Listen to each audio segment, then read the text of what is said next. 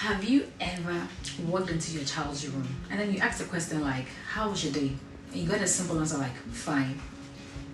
Or have you noticed that your child suddenly wants to be with their friends and like it sounds like you don't matter to them, like they don't care whether you exist or not? Well, if you have experienced any of this, take a deep breath. You are not raising a bad child. You are actually raising a teenager. And that is the episode on which we have reached. We have been talking about social, emotional, and mental changes that happens in children. And today we are talking about the teenage years. Okay, and so let's talk about what is happening mentally to a child in their teenage years. And that's around 13 to about 18 years. Now at this stage, their brains are developing rapidly, and so you find them asking difficult questions, and they will think like their thinking is more deeply now. And so every decision you make, every rule you would make, everything you say, you find them asking why. Would you do this, mommy? Why? Everything, there's a why to it, and that is okay, that is normal. Sometimes you may even find yourself debating with them about something that was previously not an issue is suddenly an issue. You tell them to do something back then and it was okay, but now, mommy, why do you want me to wear this and not that? Mommy, why must I go with you? Mommy, why are you in my space? That is okay. Funny enough, it's actually good when your child is doing that, because it means that their thinking is more deeper. It means that they are developing, they are growing. It means their brain is maturing. And so if you have a teenager that's actually not questioning you and is not doing all those things, that should actually be a point of worry. If you have your teenager doing that, that is actually good. Mentally, it means they are growing. So now let's talk about the social emotional changes. Okay, so now let's talk about social emotional when it comes to the teenage years. Now at this stage, there's one question they want to answer. Who am I? This is a stage where they want to understand the world by themselves. They want to know who they are. They want to know where they fit in. At this stage, they are trying to understand, create their own beliefs. They are trying to create a world for themselves. Now, it's not about what you are telling them. It's not about what people are saying. It's about what they want to do, how they want to see things. At this stage, if they have an issue with a friend, it's a big deal. So a little misunderstanding with a friend and they'll come home and they are all moody and they want to be left alone. And a negative comment, on social media can affect them for like a week. But then let somebody they admire give them a good comment or say something good about them. Ooh, their esteem is, all up there. And so this stage is very, very critical when it comes to their emotions.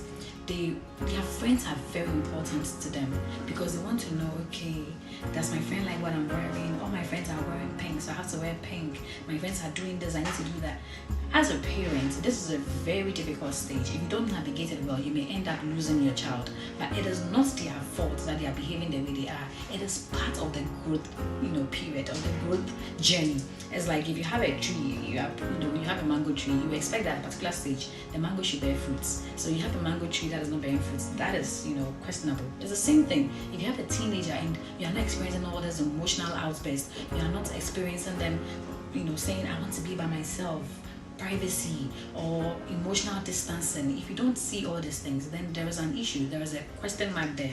So now that we have learned about what is happening with them mentally and social emotionally, as a parent, as a caregiver, as a teacher, as an uncle, a cousin, what do you do with these teenagers? Whoever it is that you are dealing with a teenager, what do they want from you? What do they expect from you? See, at this stage it's very simple. All they need is more listening and less interrupting, less talking. At this stage, you need to have that safe person, that safe place to go to. They may act like they don't need you, but they actually need to know that you are available whenever when they have something to talk about, when they need somebody to run to, they need to know that you are available. Now, the talking and the advising and all of that can happen when they are in their tween years. But then when they get to the teenage years, it's more of being there for them, less scolding, less complaining, instead of saying, why are you being this, why are you being that? Rather try to understand their behavior. At this stage, you can easily lose your child. And so if you do not want to lose your child, you have to be their emotional safe place, because they would have a lot of emotional outbursts. There will be a lot of things going on. Their hormones are reacting. There's a lot going on that they don't even understand themselves. And so you as a parent, as a teacher, as an uncle, whoever it is that you are, you need to be their safe place. You need to be their safe person. Now, if your child walks up to you and probably says, "Mom, you can't imagine what my boyfriend did," and then the first thing you'd be like, "Hey, you're a bad child," that child will never come back to you. But then the first thing you'd be like, "Oh, really? Tell me more about it." That is your opportunity to either advise or help them, give them the right tips that they need. Okay, and so how to help them is very simple. Just be their person. They may not want you all the time because you are not their friend, but let them know that they can come to you. Let them know that no matter what, you are always available and you are always there for them. That is what your teenager needs from you. That is what they want from you. To know that you are that big friend, but then of course you'll not be chasing them around. And so this is where we are ending the series on social emotional changes that happens in children. Thank you so much for joining me on this series. Remember, every behavior, whether the child is a toddler or is in their tween years, it doesn't matter. Every behavior is communicating something. And so if this series has been helpful to you, please do what to share with someone. But before we close everything down, now let me give you a bit of what we are going to be doing in our new series. Have you ever, seen two children that were raised by the same parent?